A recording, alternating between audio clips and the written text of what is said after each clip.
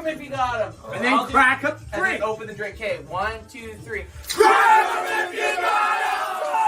Let's fucking go. How would this benefit the Cowboys if they had Zeke? Because last year, man, when we wasn't punching the ball in the end zone, everybody was super frustrated. I got to remind you of some things, and I want you guys to keep this same energy, because I'm going to remind you of what the Cowboys organization has done for the last 30 years. Because one morning, he had a rule that I had to make my bed before I go to the bathroom.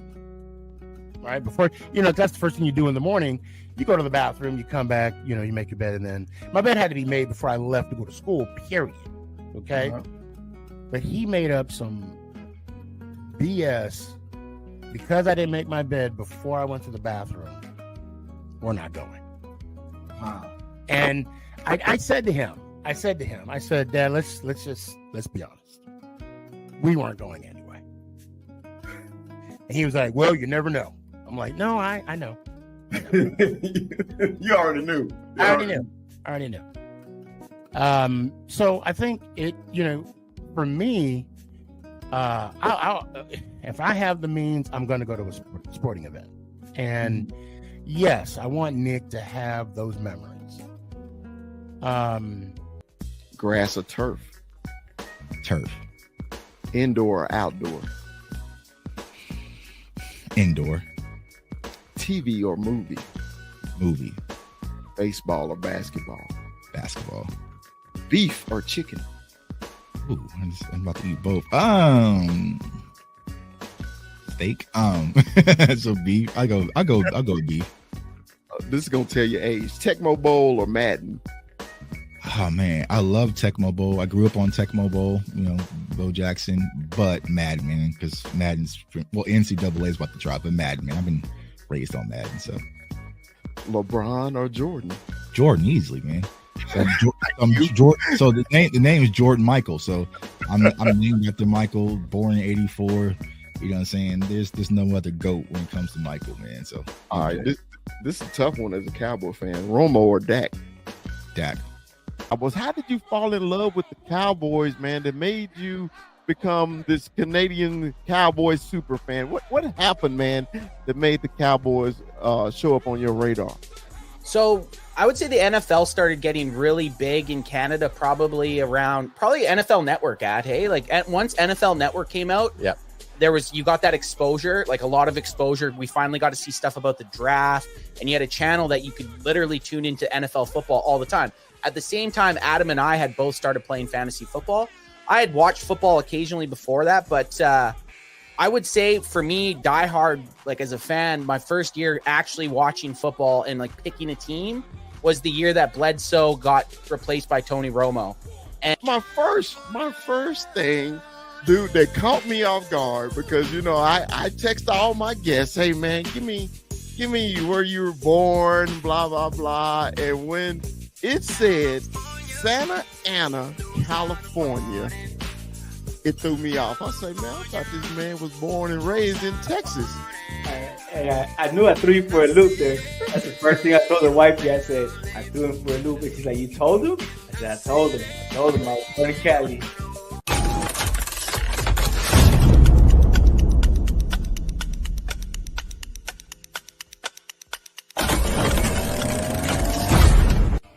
How about the Cowboys? What's up, man? Welcome to Conversation with Chris. Man, I got a very, very special guest today. Sorry for the static. Y'all got some static on it. I'm sorry about that. I got a special guest, man. Y'all know him as PSG, the Philly sports guy. Jamie, what's up, man? How you doing? How you doing, Chris? Good to talk to you, and thank you for having me on your show. Jamie, I know we've been playing phone tag for a while, man. I know you so busy. When I say this man attend just every sporting event in Philadelphia and the surrounding areas, it's Jamie. And a lot of people don't know that's your real name. They only know you as PSG or Philly sports guy. We met, Jamie. We met in Las Vegas for the first time. And man, we hit it off. And I know everybody think that Cowboy fan and Eagle fans don't get along, but it's actually not true. I mean, we also we got close friends that's Cowboy fans and that's Eagle fans, you know. And we do get along, you know, other than when the game's on. But if the game's on, it's a different story. It's a different story as the game. Hey, just because you got bad taste in football teams, don't make you a bad person. Well, ditto, Jamie. Ditto. So, man, I've been wanting you on Conversation with Chris, man, because on Conversation with Chris is always to get to know the people behind their content creating, behind what you do. You are a super fan for the Eagles. You have a big following on TikTok and everything. You also do your own podcasting, also the NFC East show, and there was another show you do daily. What's the name of it? Coast to Coast. Coast to Coast. Okay, so you're a very busy man. And when I finally got you locked down, I was so excited because I was telling some other Eagle fans and friends. I say, look, man, this is not just a Cowboy conversation show. This is a show for everybody. So it's just this show tonight is going to be basically let's get to know Jamie and how he became Philly sports guy. So how about that? Can we roll with that? Absolutely. It's not a secret. I've been I've been doing this for full time for 6 years. You know, and it's what I do for a living now. So people Right. ask me all the time. They're like, "Hey, what is it that you do on a daily basis?" I'm like, "This." They're like, "You paint your face?" Just about. You know, it's I would say a lot of times I'm doing it maybe 4, 5, 6 days a week. When the Phillies are in town, I'm doing it nonstop. It's 7 days a week. Right. So So let's start from the beginning. How we always. Where were you born, Jamie? I was born in Philadelphia in 1972. I was born actually in Overbrook, which is probably better known for Wilt Chamberlain. He came out of Overbrook, Pennsylvania. Okay. Uh, but ultimately, like around 3 or 4 years old, my mother decided to move with my grandmother into Swarthmore, Pennsylvania. So I lived, a pretty decent life. You know, like I said, my mother, and my grandmother, both worked at at Veteran Stadium and the Spectrum. Okay. So throughout my entire life, I have been around sports. You know, at 2 years old, when your mother works for at the Spectrum and the Flyers and Sixers are playing, you don't know any better, so you know that she's working where the Flyers are playing. So I would watch the Flyers play, hoping I'd get to see her. Mm-hmm. You know, and so you don't know any better, and I'll be like, "Oh yeah, Mom, I think I saw you today." She's like, "No, you didn't see me today." She's like, "Oh no, but I think I did." I'm like, "No, you didn't." And I'm either, but I literally became a Flyers fan and being a Flyer hockey fan during a time when the Flyers were great. You know, like thinking about that, like at 74, 75, as I'm becoming a fan, the Flyers are winning Stanley Cups. Huh. So it was, watching the excitement from everybody, watching everybody go crazy, watching the fights all the time and stuff like that happened in Philadelphia. It was something that kind of got ingrained in me in a very, very young age. Plus, sports were so much different back then. A couple of Flyers players that would be playing on the team would come over to over to my house with their kids. Me and the kids would play downstairs. My mother and my grandmother are playing pinochle for a nickel a point up on the kitchen table. Don't come upstairs. We ain't, stay downstairs. And stuff like that. But it's it's funny because sports now are so different, and Right. like you don't have the access to these players like there was before. Like even up until probably the year 2000, 2001, 9/11 really stopped all of that. But like Yeah. I would be able to go in and see the players. It wasn't a big deal Right. to run into them. Right. So, what's your mom's name? My mother's name was Kathleen. What's Kathy? So your mom is deceased now, right? Yeah, she'd passed on. Okay. So it sounds like you and your mom, Kathy, had a great relationship. So was I tell you, I will tell you, I love my mother to death, uh-huh. and I'm sure my mother would love me to death. And I think I won because unfortunately she passed on. Because it's funny. I'm a Libra. She was a Gemini, and Uh-huh. I was her firstborn. I came out 3 weeks late. I was 9 months colic. I was a pain in my mother's ass the entire time I was growing up. You know what I mean? And she learned how to be a parent with a very tough child. So you started out being a pain in the ass. So you had no choice but be a Philly fan, basically. Exactly. I grew into the part. You know what I mean? It was always there. You know what I mean? So was she young when she had you? Was she in her 20s, a teen, She or was 22. 22? Okay. So she was fairly young, and you said you were her oldest. So you have siblings. How many siblings do you have? Correct. So I have two younger brothers that are full brothers, and I Okay. have two older half brothers. One Okay. that's passed passed on at this point. Okay. Are they as passionate as you are? I'm sure they're as passionate as I am, maybe not about sports. Okay. My Okay. brother was very passionate about family.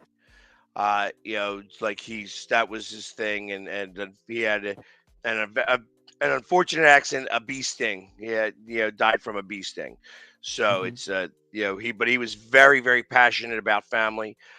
My other brother is, he's the older brother is not as sports related. He just does his thing. Right. Uh, Right. Right. my one younger brother, it's not even rude to say that was the daughter my mother never got. Hmm. And then my baby brother is probably my best friend. He probably shares as much of the passion for sports as I do. He just doesn't show it the same way. Okay. Does he know? Does he go to games with you, or you always solo? Because every time No, I see you, you're solo. right now I am. Now I am. Okay. So actually, you could say that he was part of the very first time I ever got painted up. And Hmm. like the first 4 or 5 times, we would go to away games, and I would get painted up because I didn't do it at the home games because we had somebody who did it at the home games, and I didn't want to step on his toes. Right. Right. So I gave a certain respect level because I saw him on television.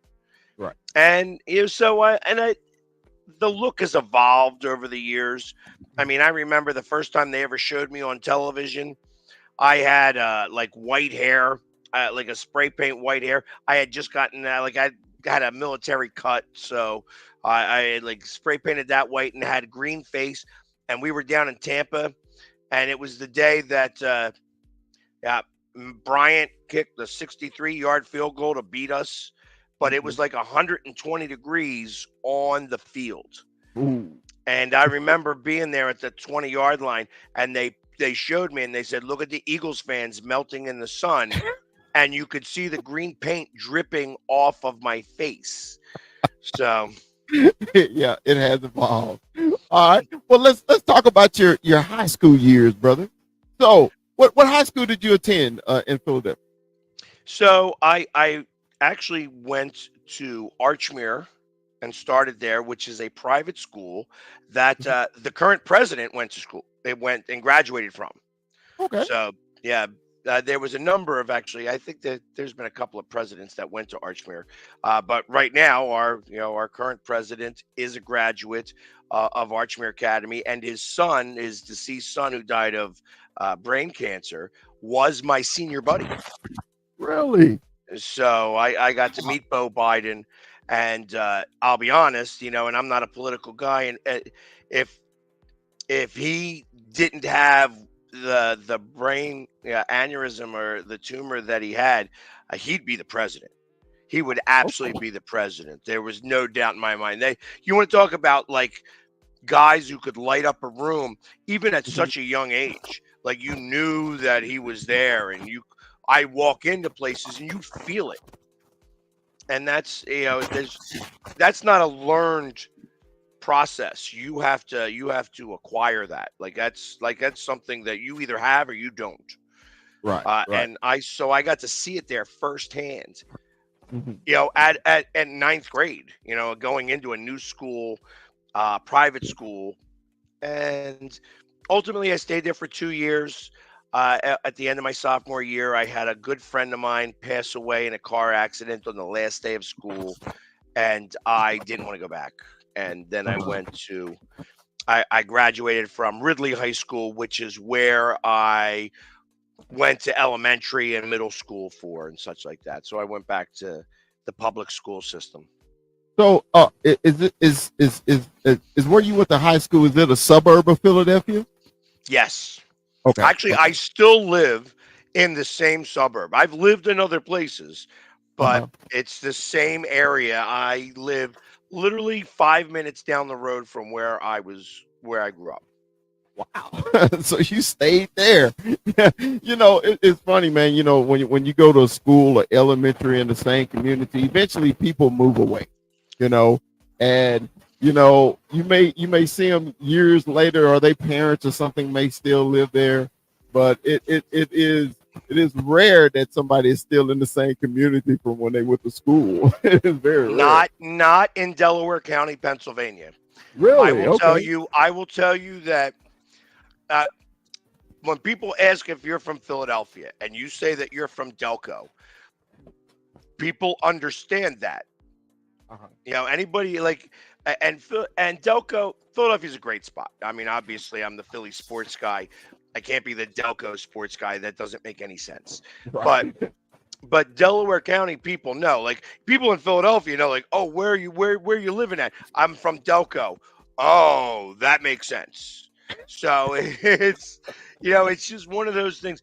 Wooder came from Delco, and then it permeated through the rest of Philadelphia. Same thing with Jeet. When you ask Jeet, that's did you eat? One word, Jeet. So What's up, Armando say the hated PSG. Hey, yeah. So he's just jealous. He's just jealous because when I tuck in my jersey, I look much better than he does. I knew that's coming later. I know it's coming later. I'm jumping the gun. We are not. We're not talking about the tuck rule today. we're just talking about Jamie today. That is funny. So Jamie, in high school, did you play any sports? So I did. I played some football, and I was really working a lot of the time. I got a job at 14 years old working at the Spectrum with my mother. So I played some football and then kind of stopped. I played some soccer and then I kind of stopped because I wanted to be at the arena because my mother was the shop steward in a very union town and she was a union waitress.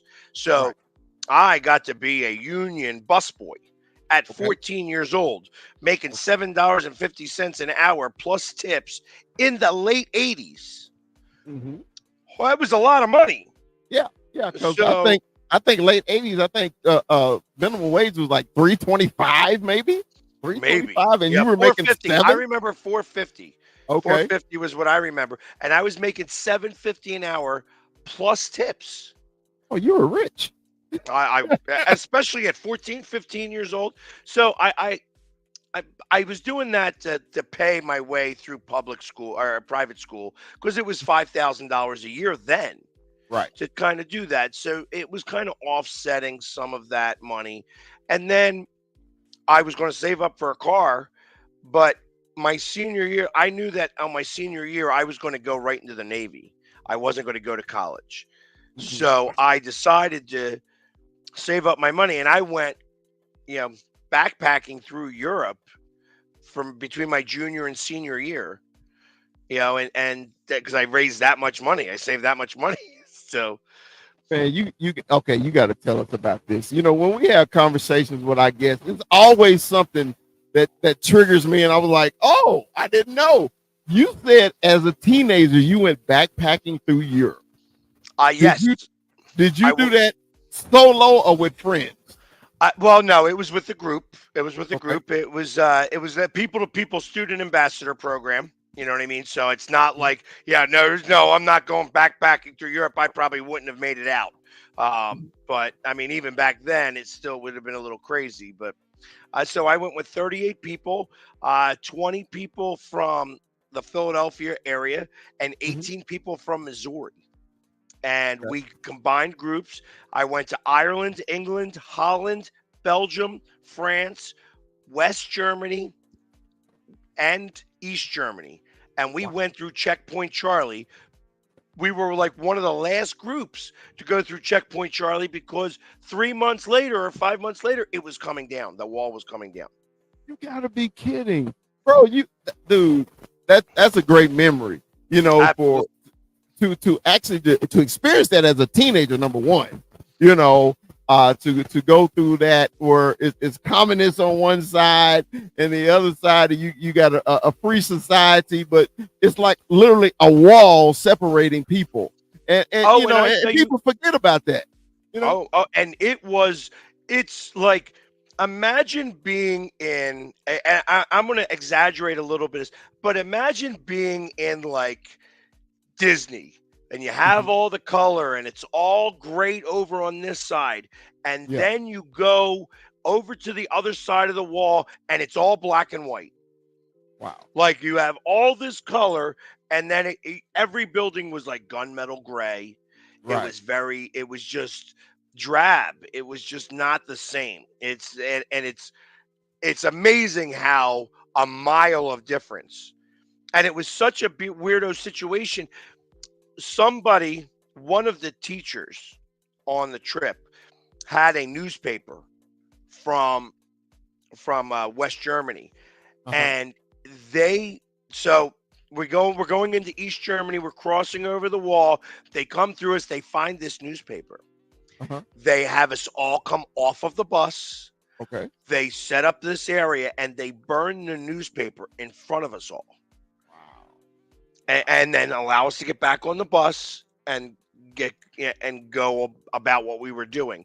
But it was such an odd, unique moment that taught you, hey, listen, this is communism, and what you think might go ain't going here. Were you afraid at any point? No, no. Okay. It wasn't one of those situations where we thought like we were going to go to jail or anything like that. Mhm. It was a tense moment, and I think that they wanted to try to show to us that this is a serious situation. This is Right. not. You're not in Kansas now. You know Right. what I mean? You're over here, and this is how we do things.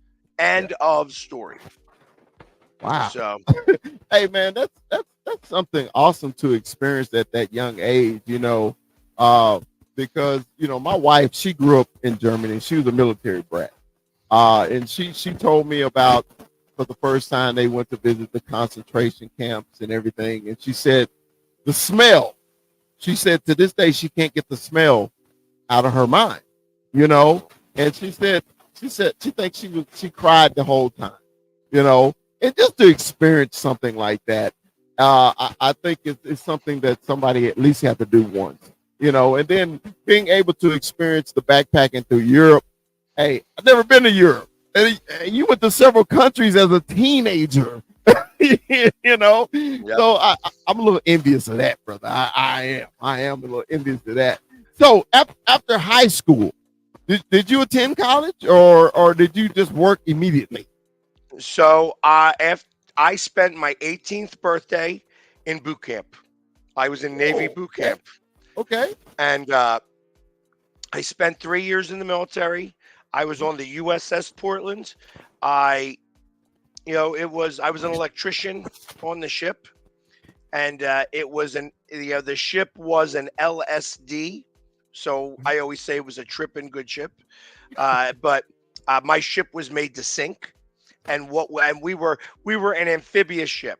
So what Okay. that meant was that we transported Marines to 500 yards off the coast, and then Okay. the ducks would take them on. The ships that got the closest to Normandy were LSDs.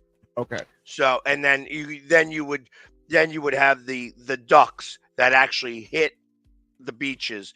That it was those types. Now there's submersible tanks or they're hovercrafts, things like that do that now. So, but So, that was what the type of ship I had. So was that your plan all along, was to go into the military after high school? Yes. Okay. Yeah, there was no thought about that. As funny as it sounds, I remember watching the movie An Officer and a Gentleman. And it was kind of at that moment that I said I want to join the Navy. It's like, and then you should remember all the commercials from back then. Join the Navy, see the world. You know what I mean? It's like it was all right. I want to see the world. I just went backpacking through Europe. It's going to be great. I'm going to get to go do this. And then Desert Storm hits, and you have a certain level of pride that you're like, okay, now I'm going over there. Like I remember them throwing a party for me my last day of work at the Spectrum. Okay. And some of the Flyers players coming, some of the Sixers players coming just to come kind of see me off. It was my last day at work before I went to boot camp as a 17-year-old kid. Wow. During the time when this is now Desert Storm. It's like, okay, but Iraq just invaded Bahrain, and we were going there to protect them and stuff like that. So ultimately, I spent a lot of time 500 yards off the coast of Bahrain. So where did you do boot camp? Orlando. For so now that heat is something different. Did you go in the middle of the summer? Late August. So Yeah. yes, Oh my God. It sucked. It was hot. It was hot. I bet you were about to die. Well, I was much different back then. I was like just about 6 foot tall, maybe 150, 160 pounds, soaking wet. But I was a lot more active. You know what I mean? I could do the 60 push-ups. I could do 120 sit-ups in 2 minutes time. Like I was in much better shape than I am now at 51. Right, you know what I mean? right. So, Yeah. but it was hot though. It was very, very hot. So the time you did spend in the Navy, did you enjoy it, or were you just itching to get out of it? Yes and no. Okay. I will tell you that if you are a free thinker, that the military is not the place for you. And that was always my problem, is that I would question authority, not meaning to necessarily question the authority, but I would question why. And you can't question why when you're in the military. There isn't the time to have those conversations. The problem is that there is time to have those conversations. They just don't want to have them because the people that you're talking to don't know the answers either. These are the monkeys in the room, like that. Hey, that they go up to try to get the banana and they get sprayed with water. After a while, all the monkeys that were originally there, you got 5 new monkeys in the room and now they're getting sprayed with water, and it was always done that way. And that's kind of how it was in the military. And I always questioned that. And so ultimately I was a great worker, a bad sailor, as they would say. So basically orders was orders. So they like, hey, Jamie, these are the orders. This is what we got to do. And Jamie had a comeback. He's like, well, no, I'd be like, why? Well, why can't we do it this way? Why can't we do it this way? Like, and you can't ask those questions. There's it's especially in a wartime. Not that the war was a big conflict, and it was different. Like as I was 18 years old, just getting on the ship, to the time I was 20 years old, about to get off the ship, I had a lot of questions at that point on why they did things a certain way. Right. And unfortunately, they didn't want to hear it. Didn't want to hear it. So after you got out the military, what was your next step? What did you do after you got out the military? I tried to do college. And I went to Wilkes University for a little while. was doing, did pretty well, but just didn't really care for it. I needed more interaction and such like that. Went to community college for a little while, got myself my associates in hotel restaurant management, and went back out into the workforce. It was like, okay, time to go to work. I need to make some money. You know what I mean? Where is Wilkes? Where is Wilkes University? Wilkes-Barre, Pennsylvania. So up closer to the Poconos in Pennsylvania. Oh, okay, the Poconos. All right, so up in the mountains. Correct. Up in the mountains. Okay, so you got in the workforce. So did you go into the hotel management as in your degree that you were looking for? I did. I started off. So I went back to work at the Spectrum, and I was doing the backstage catering. So I would set up the dressing rooms of a bunch of different acts that would come in and things like that. Got to meet some very unique people because of the position that I held. But although it sounds very glamorous, you are like a concierge to a bunch of assholes. Yeah. You know what I mean? That are used to getting, that have that silver spoon already. So you have to go and get unique things that, I never really what is that for me to be able to go find even? I don't even know how to go get some of that stuff. And so, but you learn and you do that. And then I left there and became a manager. I went to a Bennigan's and became manager there. Went to a Sizzler, became manager there. Went to the Chart House, became manager there. And then the Chart House was robbed, and they had the three guys that came in with sawed off shotguns, and they taped up the managers, and they put a gun to your head, and that changes the way you look at a lot of different things. Yeah. Everything changes then. You're like, do I really want to do this job? Yeah. Yeah, I didn't stick around much longer after that. In fact, I will tell you, I was engaged at the time, and that happened, and I did the three things. I quit my job, I quit the fiance, and I moved out of the state. I'm like, it's time for me to go. I'm out. See ya. So that's the perfect segue. You said you were engaged. Okay. So were you ever married? No. You didn't get married, but you were engaged. I've been engaged. I've been engaged twice in my life. Been engaged twice. Okay. Now, any children? I have two children. 2 kids. Okay. Boy, girl, one of each. One of each. They call it a rich man's family because you need to be a rich man to buy all the freaking clothes. So how old are the kiddos? 15 and 14. 15 and 14. Okay, so they're in high school. Okay. One's in high school. One's about to go into high school. About to go. Okay. So luckily, my experience with that is over. My kids are 32 and 30. Okay. So I got the grandkids. So how is it dealing? How do the kids accept Philly sports guy? Are they accepting? Or are they like, oh, is dad embarrassing me? How are they with Philly sports guy in their life? I will, speaking for the girl, I think that at 14 years old, they don't want to have anything to do with their parents. So it doesn't matter what it is that I do. Right. My son, however, I think he enjoys the fact that his father is well known. Mm-hmm. Obviously, my biggest base is kids. Mm-hmm. So everybody in his class knows me. Okay. And because of that, I feel like he gets some street cred. You know what I mean? He's not somebody who's into sports. He's not somebody who is as social as I am. That being said, they know that I'm his dad, and because of that, he gets, a little bit better treatment, maybe. I can't really say one way or another. Somebody who is like an advocate for anti-bullying, I can't say that my son gets bullied very often. Mm-hmm. So, and I think that has maybe a little bit to do with me. Yeah, as kids, especially when it comes to fandom of sports, sometimes it takes kids a while to mature into it. with me, it was instant because I loved sports. All right, I played sports. So anytime the dad had the Cowboys on, the Rangers on, the Mavericks wasn't here yet. I was like locked in. And as a kid, you know my favorite basketball team was?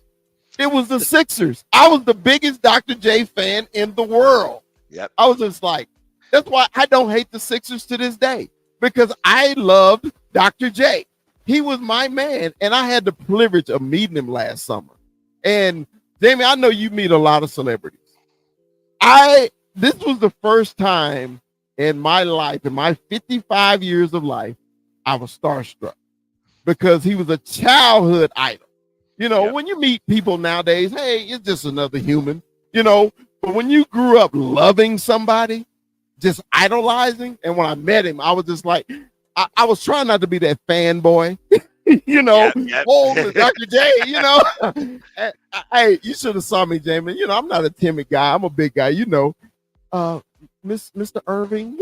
I was so polite and everything. And man, I got my picture taken with him. And I didn't frame it. I said, I'm not gonna be that much of a fanboy, but I was just like, man, just meeting him. So I know, I'm sure you met him a million times. So in Philadelphia, growing up, who was your favorite athlete? Not just for the Eagles or the Sixers or Fly. Who was your favorite athlete in Philly when you were growing up? The one that I watched and was in all of probably more than anything else was Rick McLeish. Okay. I still wear number 19 when I play sports. I Mhm. wear number 19 because of him.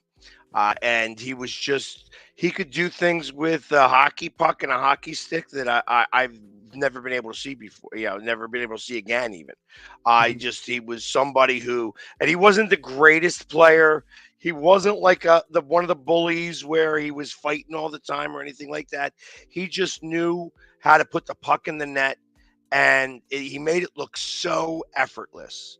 Uh-huh. And one of my favorite goals of his was against the Flyers when he got traded to Hartford, and I watched him win a faceoff, and the guy he got it back to the point, and the guy shot it from the point. He jumped up over the puck, hit the puck with his stick, and underneath his legs, like, and it went past the goalie, and it was scored against us, against the Flyers. But that was like the first time that I was so excited for somebody who wasn't a Philadelphia guy, Right. anymore, at least at that Right. point, because he came back to Philadelphia afterwards. He retired as a Flyer, but Mhm. it was, just one of those things where I remember that more than anything else, that he did. And it was probably because it was against us. Wow. So I want to get into this, man. I mean, I think this is what everybody's been waiting for. Okay. I always ask super fans how they became the super fan. I mean, you know Miguel Super Cowboy. You know his brother Super Ram. You know True Blue. You know all these other super fans. You guys get to go in the inner circle at the draft and everything like that. How did Jamie become PSG?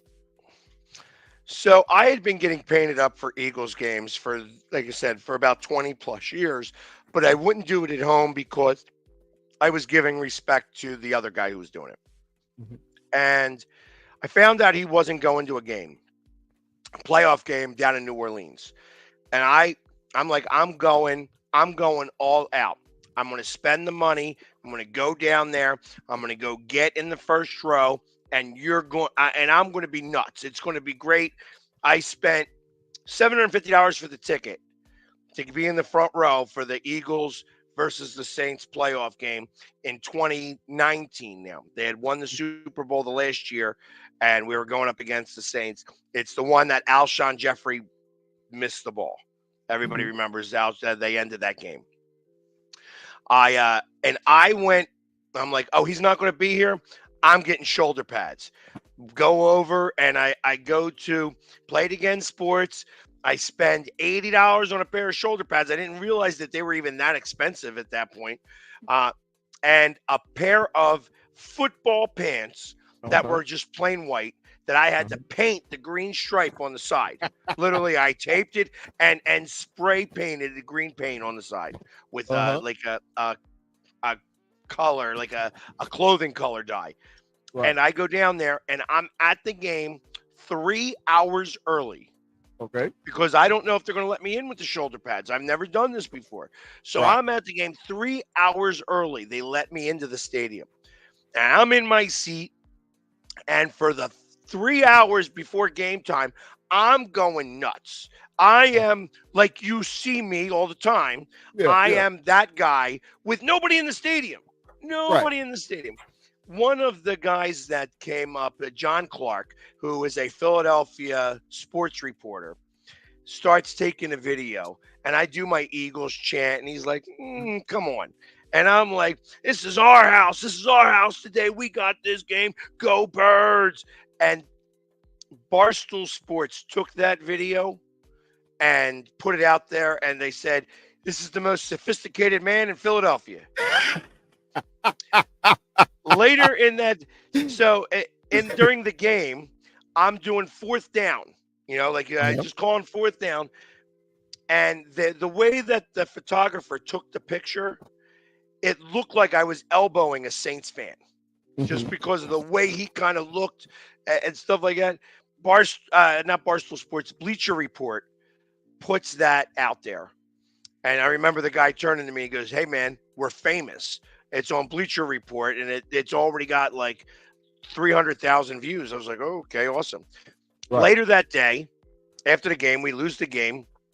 Kid comes up to me and goes, man, you're viral. Like, what does that mean? I have no idea what does that mean? He's like, man, you got all these views on Barstool Sports of your video. It's like, oh, okay, awesome. And then a production company reached out to me and said, we'd like for you to do a commercial for a charity. Okay. And I'm like, do a commercial? Awesome. Here I go. Let's go do it. And I go do the commercial and I'm all excited doing my thing. And they're like, man, your energy is amazing. You're like the Philly sports guy. You should see if that name's available. And it was. And they said, hey, listen, if you want to do this, we'll teach you how to do it. We'll teach you how to do the social media and everything. And it's like I had my own business and it was about to close because I was losing my guys. I was, I'm like, you know what? I wouldn't mind giving it a shot. My mother, who was on her deathbed at the time, she had COPD and emphysema from years and years and years of smoking. And as I told you, my mother's and I's relationship was a little contentious. And we're talking, and we're kind of talking it out. Like, hey, listen, there's always going to be regret when you're in your deathbed. Like, hey, I could have done this better. I should have done this better. And she was doing a little bit of that.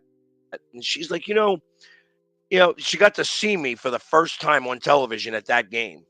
And she's like, you're not too famous now to talk to your mom, are you? I'm like, no, Mom, I'm not. I'm not too famous. And then she's like, if this is something that you want to do, go do it.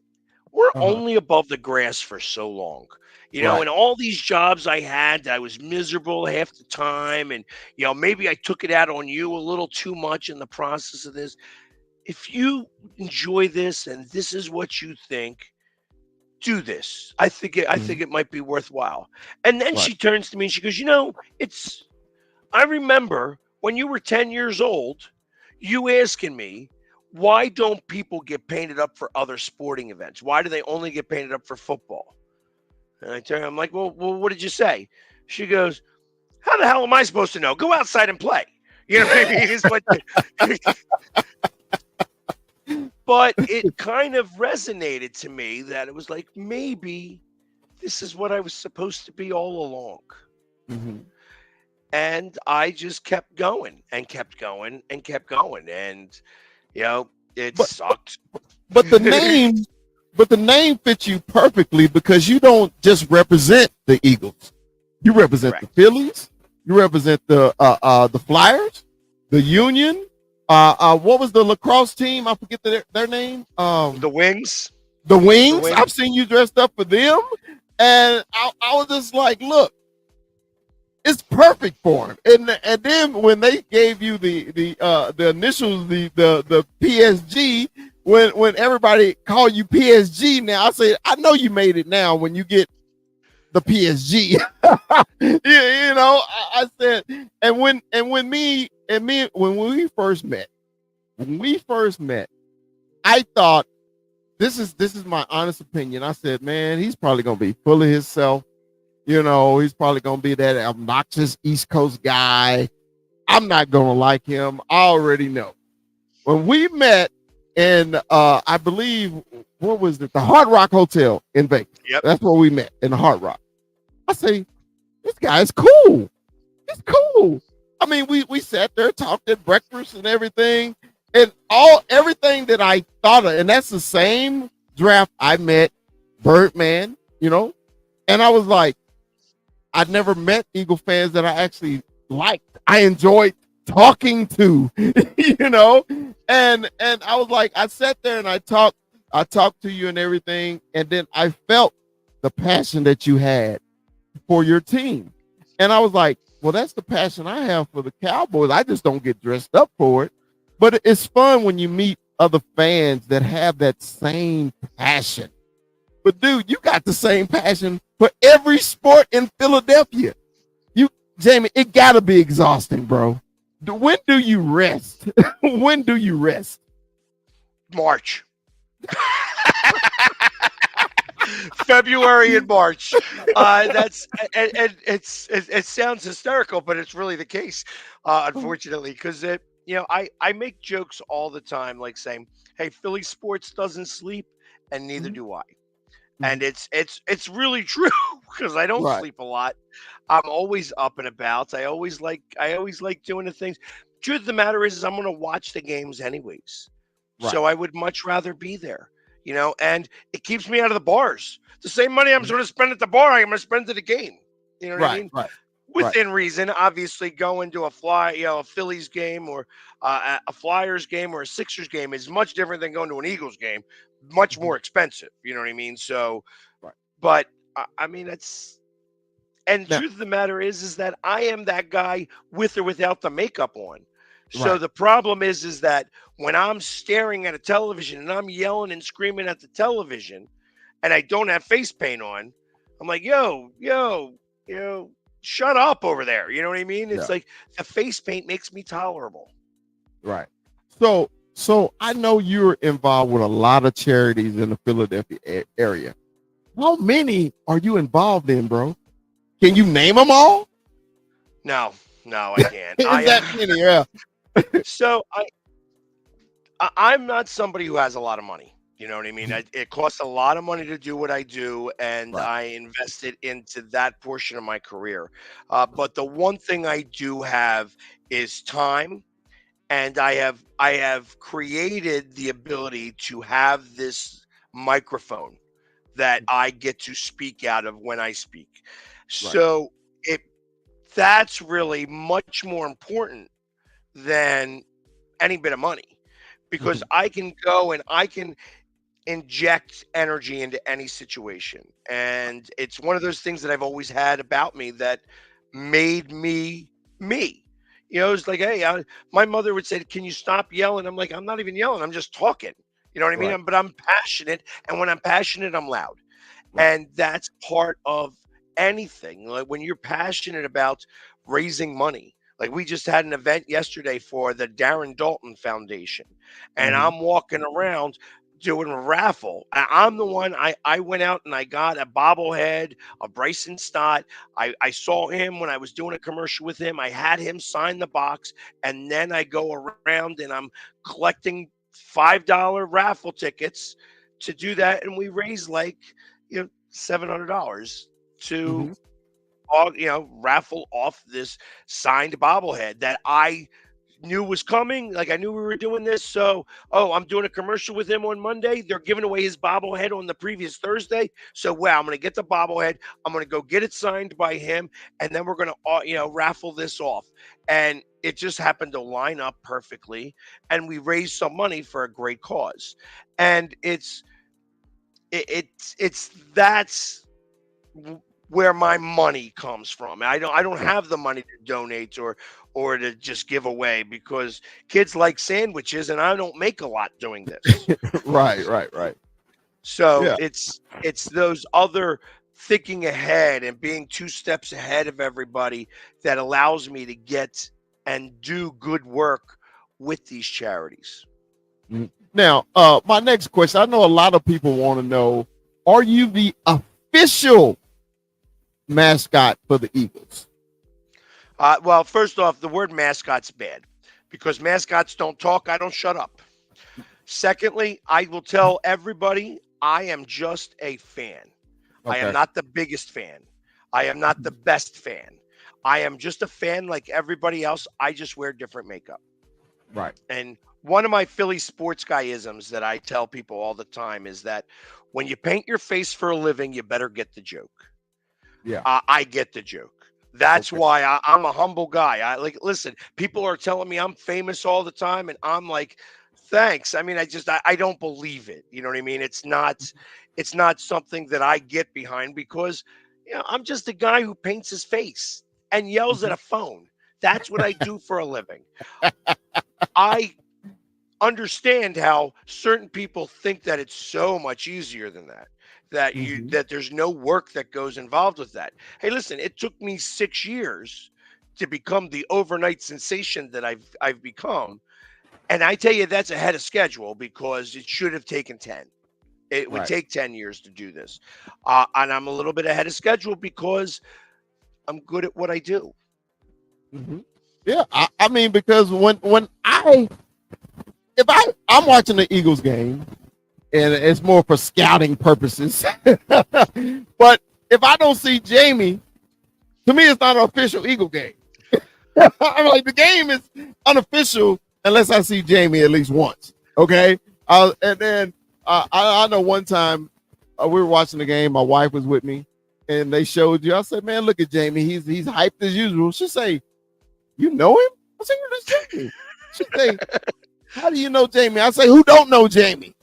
I said, if you're an NFL fan, I say you may know him as Philly sports guy. I'm like, but if you actually a friend of his, you know him as Jamie. Okay. And she say, "Man, he goes all out." I said, "Baby, he's mild right now. It's the first quarter. Wait till the fourth quarter." I said, "Wait Exactly. He's getting warmed up." He's getting warmed up.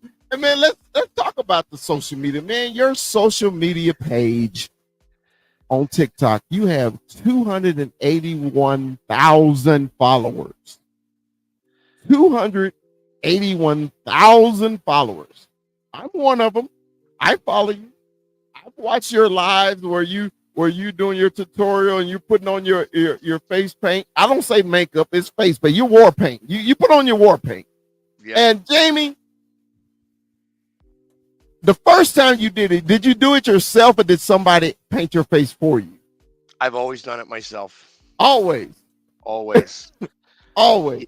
Always. I and it's evolved. It's evolved over time. It's I remember my 40th birthday when the Mohawk came into play on my 40th birthday. We were down in New Orleans, and at 3:00 in the morning, I got my buddies. It's like I said, it's my 40th birthday.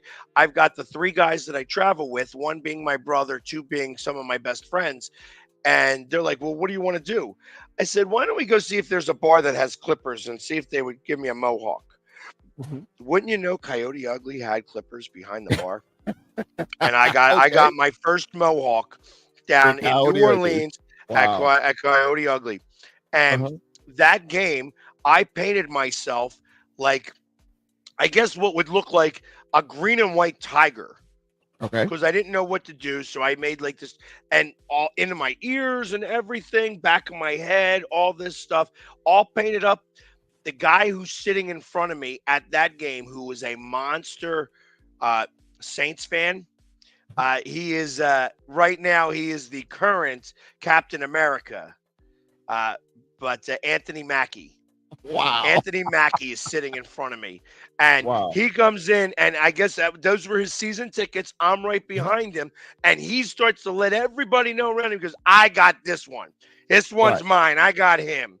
And Uh-huh. the Saints kicked our ass that game, and Uh-huh. we will come to crunk you all night long. We were hearing that, and we finally Yeah. scored a touchdown, and I got to sing the fight song, and it was so lame in comparison to "We will come to crunk you," and it was just so funny to kind of watch that and make that happen.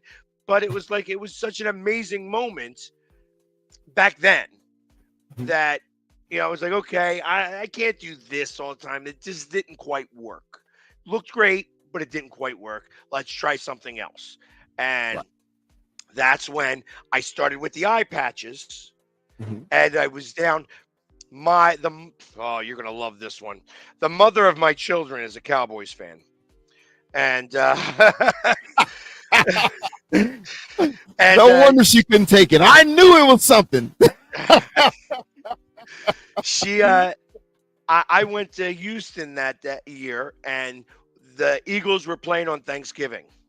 Okay. And she's like, listen, if you take me to that Thanksgiving Day game in Dallas, you could go to any game you ever want to go to.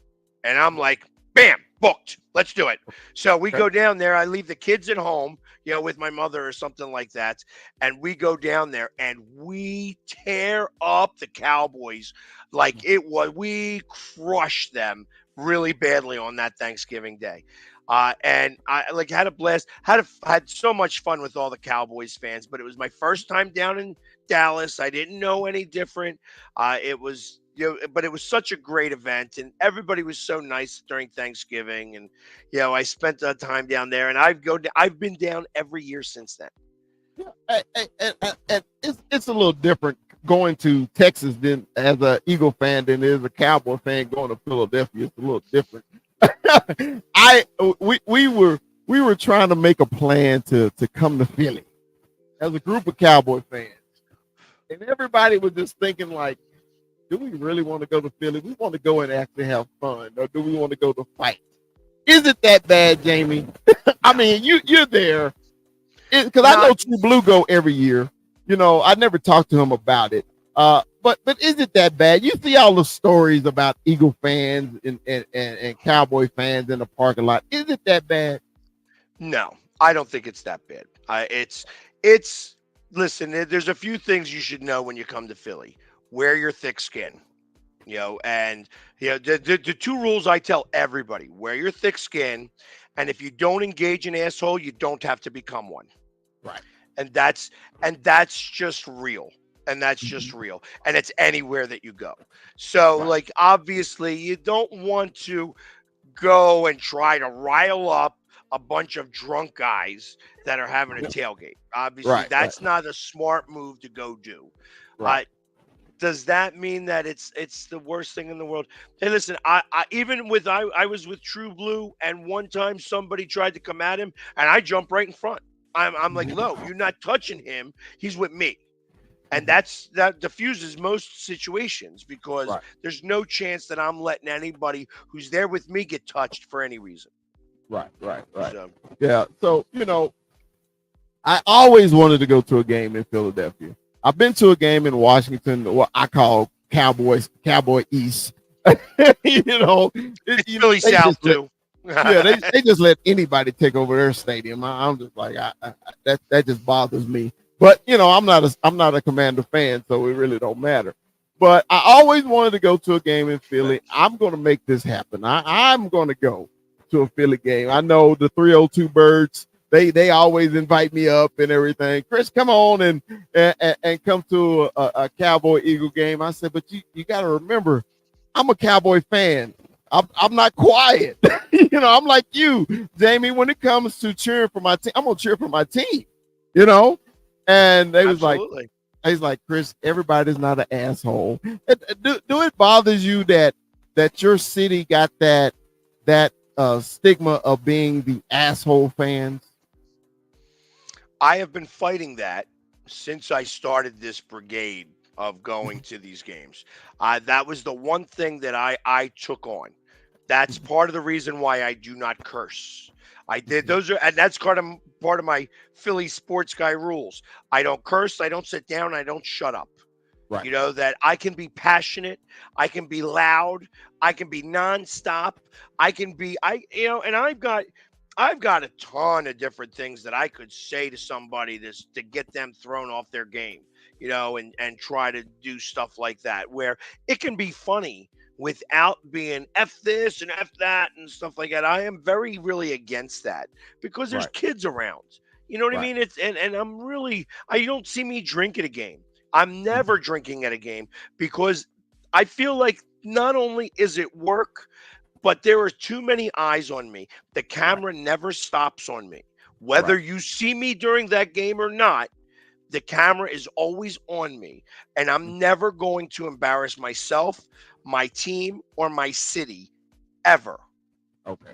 And that's really a big deal to me in a lot of ways. That's why that's why I'm so well accepted when I go to these away games and these away teams. When we lose the championship and I'm congratulating the other team and not blaming the ref or blaming something stupid or whatever. Hey, listen, we lost.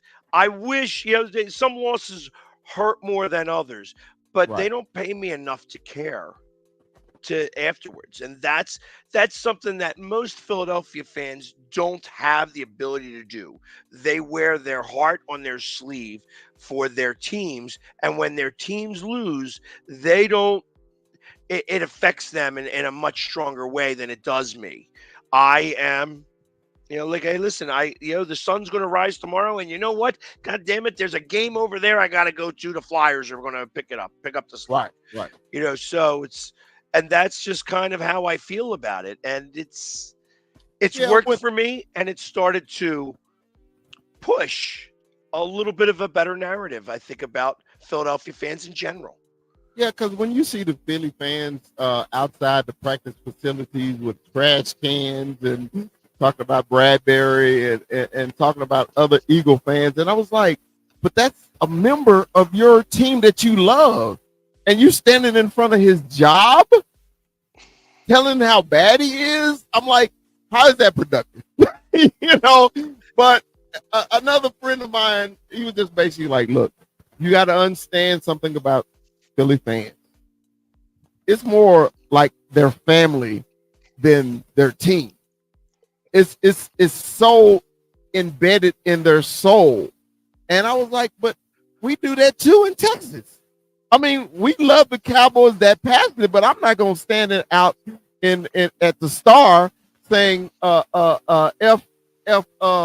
Zeke. I'm not gonna do it. Right.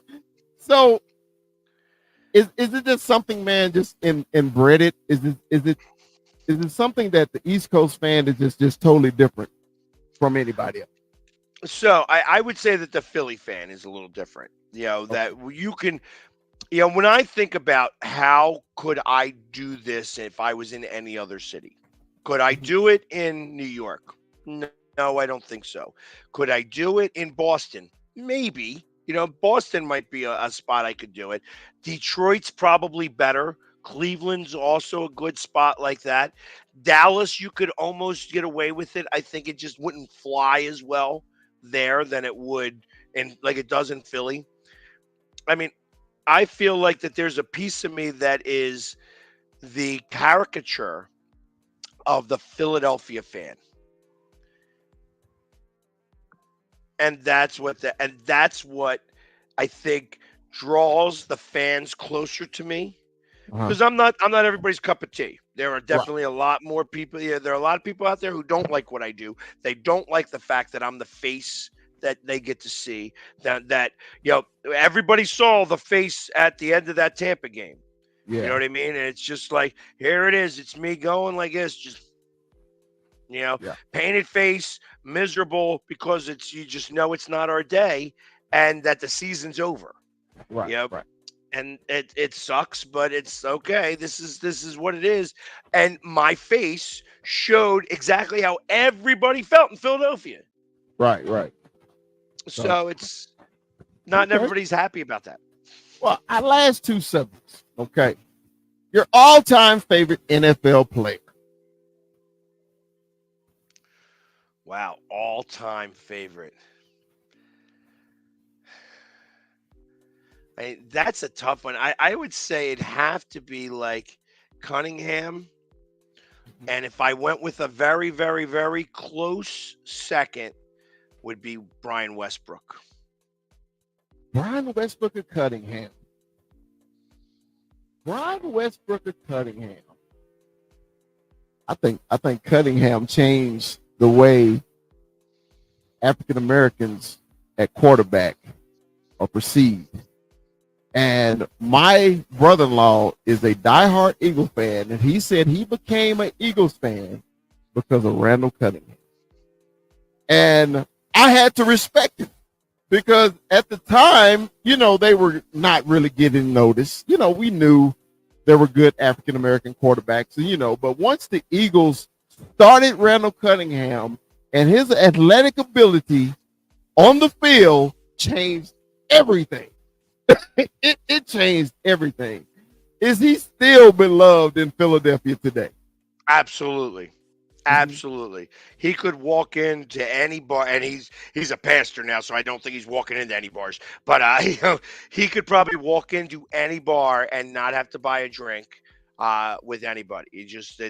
He is still well beloved, and the truth of the matter is that there is probably the largest contingent of people in Philadelphia that feels that he's a Hall of Famer. Mm-hmm. Okay.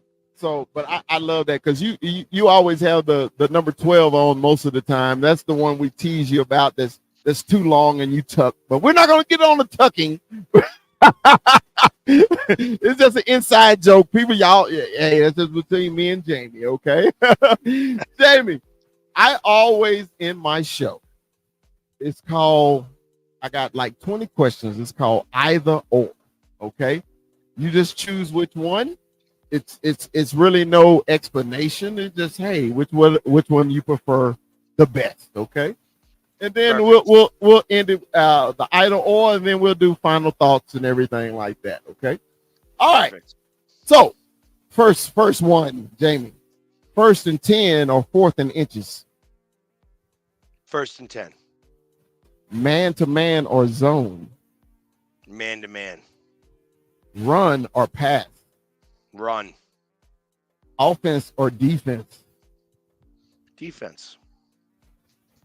Cheer for or be cheered? Cheer for. 17-0 or championship? Championship. Ring or Hall of Fame? Ring. Play the game or coach the game? Play. Mountains or beach? Beach. Truck or car?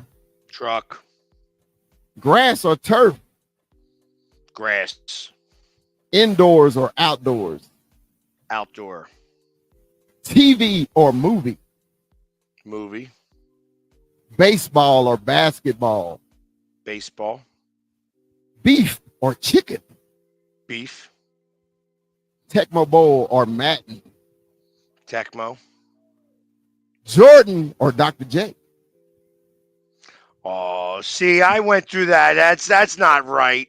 I got a true love for Dr. J. It was supposed to be Jordan or LeBron. I was definitely going to go Jordan, but now I got to go Dr. J. Dr. J. See, I tricked it up. I got to add Philly to it, bro. I didn't need you scouting these questions, okay? All right. This is my other one. Is it Randall Cunningham or Jaworski? Randall, although I love Jaworski still. Okay. Buddy Ryan or Dick Vermeil? Buddy. Buddy over Vermeil. Really? Yeah. I love Vermeil too, and I love his wine. I've met him a few times. He's such a great guy. Buddy was such a character. He was such a character. If you're when you do what we do, to have those one-liners and things like that. Not that Dick Vermeil's not a bad guy, but he's just not as funny as Buddy was. Buddy had the one-liners that was just amazing.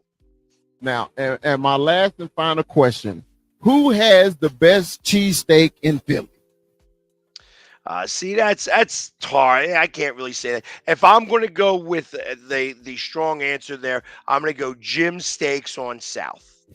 Jim's Steak on That's South. Okay. yes. You do that, and then you take that cheesesteak and you go across the street to go to Lorenzo's and you grab one of their piece of pizzas that's as big as your face, and you wrap that around the cheesesteak, and you got yourself a Philly taco. Okay. That's a Philly taco. Is a pizza wrapped. You wrap the pizza around the cheesesteak. A piece of pizza wrapped around the cheesesteak. I have never heard that before in my life, Jamie. Well, now you can't say that ever again. So when I come to Philly, that's what I got to do. Basically, that's what I need to do. Hey, listen, it was funny. We were talking about it earlier today, how these 3 guys from Toronto had come down to Philadelphia. They're like, what do you suggest we eat? I'm like, here's what you do. Get a cheesesteak from over here. Get a piece of pizza from over here. You wrap that pizza around a cheesesteak. You got a Philly taco. All 3 of them ate the Philly taco. They said it was the best thing they've ever had in their life. Awesome. Well, Jamie, man, do you got any final thoughts for the people who are watching, man? Do you need to promote anything, any upcoming events or anything that you're going to be attending, anything like that? I know your Phillies are on fire. You know, you finally swept my Rangers. Eventually y'all were going to beat us, but hey, congratulations. But we still got that ring. Took us 10 years to do that. Trust me, I know history. I paid attention. You know what I mean? I knew that they had beaten us like 14 games straight. I was real happy to get the sweep. Actually, the next thing that I'm doing is I'm going to be going over to London for the Phillies game against the Mets. It's like, and my final thoughts are like, hey, listen, I am so excited to win back the NFC East this year. It's going to be a lot of fun beating everybody around, and then us going. I'm only saying that we're going to go to the NFC Championship game, even though I know we're going to go further than that today. I'm just saying NFC Championship game, and it's going to be a great season in that regards. Are you going to Brazil? I am. You are going to see. I wish the Cowboys was going. I was like, man, why they send the Eagles to Brazil? They because once a team goes to a country the first time, that's how they gain the fandom. Okay, I said the Eagles going to have 1 billion people, fans of the Eagles now, because they're going to Brazil. So, are you excited about that trip? I am excited. I've been to Brazil before when I was in the Navy, so It's a little different this time around because obviously it's going to be more of a vacation. It's going to be very interesting to figure out what's happening with that stadium since they don't allow green in the stadium, and they got 2 teams that wear green, and one with green in their name. So it's going to be a challenge to figure out how that all is going to occur. But I'm excited for it. They don't allow green, like the color green, inside the stadium, and they have 2 teams that wear green. Well, the NFL didn't really think about that real hard, but what happens is that the stadium that we are playing in, their biggest rival, their color is green. Okay. So they don't allow anybody to wear green into that stadium. So how is that going to work? I don't know. Both teams wear green. I don't know. So they're going to wear neutral colors, black and white? I can't answer that question yet. Wow. I'm glad you said that. I did not know that. Yeah, it's going to be very interesting. People have been asking me, what are you going to do? I'm like, I don't know. I'm going to find out what the Eagles are doing, and then I'm going to mimic that and do the best I can. Because, everything I have is green. Wow. Well, once again, Jamie, man, thank you for coming on to Conversation with Chris. I know your schedule, man, has been hectic, man, and you came on, and man, thank you for doing your buddy a solid, man. I really do appreciate it. As I always say, it's okay to be an Eagle fan, but it's better to be a Cowboy fan. I don't think so. I just don't agree with that line of thought, but that's fine. Hey, man, as I always say, man, Dallas Cowboys for life. And Jamie, thanks a lot, man. We appreciate you.